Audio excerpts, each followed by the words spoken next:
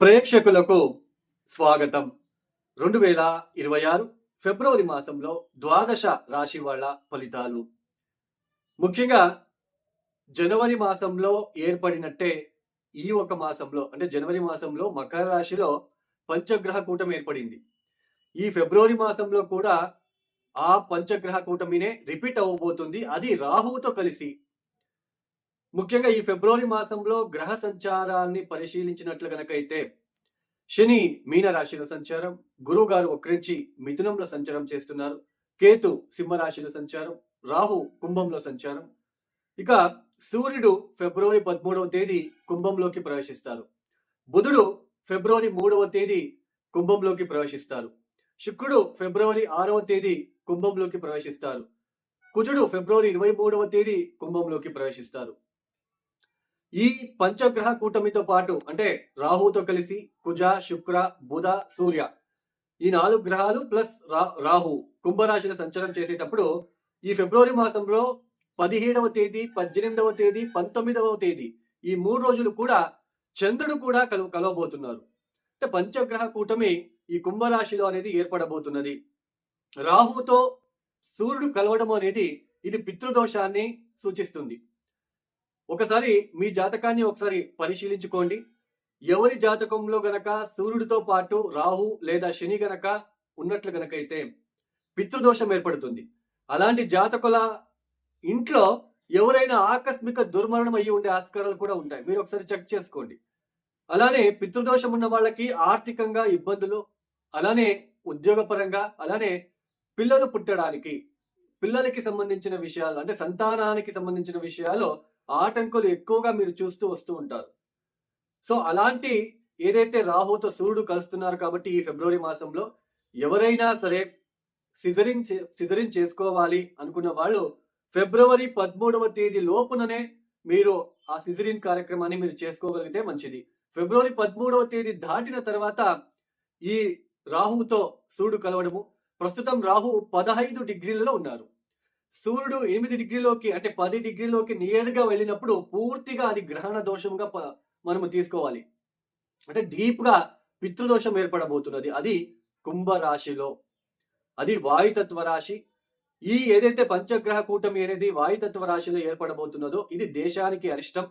అంటే ఈ ఒక మన ప్రాపంచిక విషయాలలో ఎక్కువ ఈ వాయువు ద్వారా వాయుతత్వ రాశిలలోనే అంటే కుంభరాశిలలోనే రాహుతో కలిసి ఈ కుజుడు సూర్యుడు కూడా సంచారం చేస్తూ ఉంటారు. కాబట్టి ఈ గాలి నుంచి వచ్చే అంటే గాలి నుంచి వేగంగా స్ప్రెడ్ అయ్యేది అగ్ని ప్రమాదాలు కావచ్చు, ఏదైనా కెమికల్ రియాక్షన్ వలన కావచ్చు. అలానే ముఖ్యంగా ర్యాష్ గా డ్రైవింగ్ ఎవరైతే చేస్తున్నారో కొంచెం అవాయిడ్ చేయండి. రాత్రిపూట ప్రయాణాలని కొంచెం అవాయిడ్ చేయండి. అలానే ఈ పంచగ్రహ కూటమి అనేది ఎక్కువగా అగ్ని ప్రమాదాలు, అలానే దేశ రాజకీయ వ్యవస్థ మీద ఎక్కువ పరిణామం చూపించబోతున్నది. ఎవరైతే రిస్కీ జాబ్ లో ఉంటున్నారో ఎలక్ట్రికల్ డిపార్ట్మెంట్, అలానే పోలీస్ డిపార్ట్మెంట్, మిలిటరీ డిపార్ట్మెంట్, అలానే ముఖ్యంగా మిషన్ వైజ్ ఎవరైతే పనిచేస్తూ ఉంటారో వాళ్ళు ఈ సమయంలో చాలా జాగ్రత్తలు తీసుకుంటే మంచిది. ఇక ఒక్కొక్క రాశి గురించి మనం తెలుసుకుంటూ వెళ్దాం.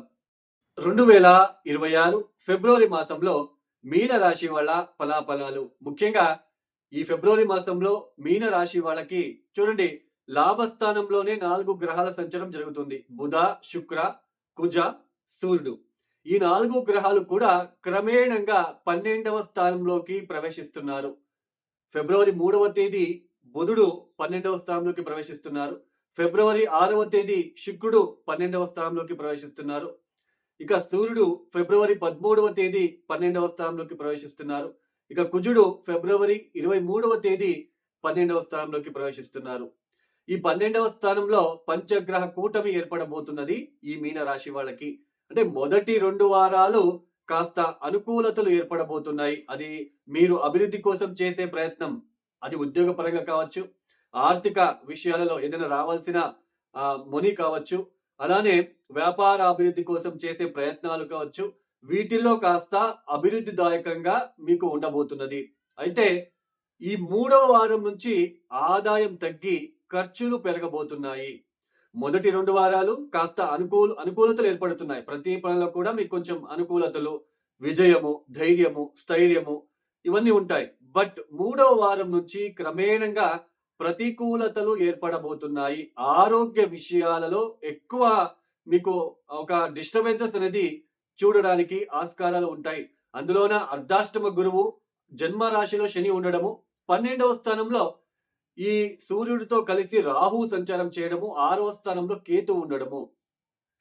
జ్వర బాధ అంటే ఫీవర్ లాంటిది, కోల్డ్ రిలేటెడ్, స్కిన్ రిలేటెడ్, చర్మానికి సంబంధించిన అనారోగ్యం కావచ్చు, అలర్జీ లాగా అవ్వడము, అలానే రాత్రి వేళ నిద్ర పట్టకపోవడము, ఎక్కువ ఒత్తిడికి గురి అవ్వడము, ఖర్చులు పెరిగిపోవడము, మీరు కూడబెట్టుకున్న కొంచెం అమౌంట్ ఏదైతే ఉంటుందో అదంతా ఈ ఒక మాసంలో ఖర్చు అవ్వడానికి అంటే ఎక్స్పెన్సెస్ అవ్వడానికి ఎక్కువగా ఛాన్సెస్ అనేది ఉండబోతుంది. కోర్టు కేసులలో ఎవరైనా ఉన్నట్టు కనుకైతే అక్కడ కూడా చాలా ఒత్తిడులు ఏర్పడే సూచనలు, ఇలాంటి శత్రు భయము, రోగ భయము, ఇలాంటి సిచ్యుయేషన్స్ మీనరాశి వాళ్ళకి రాబోతున్నది. అందులోన అర్ధాష్టమ గురువు చతుర్థ స్థానంలో వక్రించిన గురువు వలన ఇంట్లో కూడా ఒత్తిడిలండి, ఇంట్లో ఒక మానసిక ప్రశాంతత లేకుండా ఉండడం అనేది మీకు కనిపిస్తూ ఉంటుంది.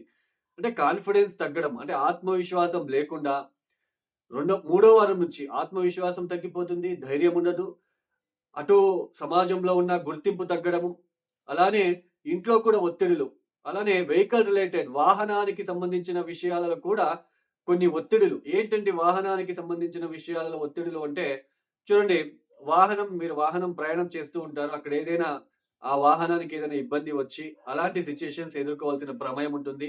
ఇక్కడ ముఖ్యంగా ఈ వ్యాపార అభివృద్ధి కోసం చేసే ప్రయత్నం ఏదైతే ఉందో మూడో వారం నుంచి మానుకోండి. అలానే రాత్రిపూట ప్రయాణాన్ని తప్పించండి. ఎట్టి పరిస్థితిలో కూడా రాత్రిపూట ప్రయాణం చేయవద్దు. అలానే చెడు అలవాట్లు, చెడు వ్యసనాలకి గురి అవ్వడం లాంటిది, మీ పైన చెడు మచ్చ లాంటిది రావడం లాంటిది కూడా కనిపించబోతున్నది.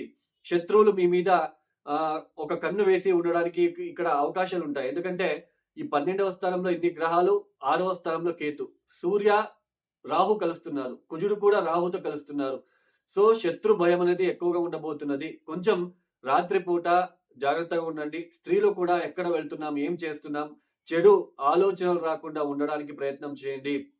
అలానే మిషనరీ మీద, ఎలక్ట్రికల్ డిపార్ట్మెంట్ లో పనిచేసే వాళ్ళు, డ్రైవర్స్, అలానే ముఖ్యంగా పోలీస్ డిపార్ట్మెంట్, వీళ్ళందరూ కూడా కొంచెం జాగ్రత్తలు తీసుకోండి. మీ పైన ఎవరి దృష్టి పడింది, ఎవరు మనల్ని అబ్జర్వ్ చేస్తున్నారు, ఇవన్నీ కూడా మీరు గుర్తించుకొని కొంచెం జాగ్రత్తలు తీసుకుంటే చాలా మంచిది. మీనరాశి వాళ్ళకి కొంచెం బాగోలేదు కాబట్టి, కాలం అంత అనుకూలించే క్రమంగా మీకు వెళ్ళట్లేదు కాబట్టి, ఈ మీనరాశి వాళ్ళు తప్పనిసరిగా ప్రతిరోజు మహామృత్యుంజయ మంత్రం చదువుకోవడము, అలానే ముఖ్యంగా మీరు చేసుకోవాల్సింది అమ్మవారికి సంబంధించిన స్తోత్రాలు, దుర్గాదేవి స్తోత్రం, దుర్గా కవచం లాంటిది చదువుకోవడం లాంటిది, అలానే ప్రతిరోజు రాత్రిపూట హనుమాన్ చాలీసా, కాలభైరవేశ్వర అష్టకం విని తర్వాత మీరు పడుకోవడానికి ప్రయత్నం చేయండి. ఎవరైతే ఈ వీడియోని చూస్తున్నారో లైక్ చేయండి, షేర్ చేయండి, సబ్స్క్రైబ్ చేసుకోండి. సర్వేజనం సుఖినో భవంతు. ధన్యవాదములు. జై శ్రీరామ్.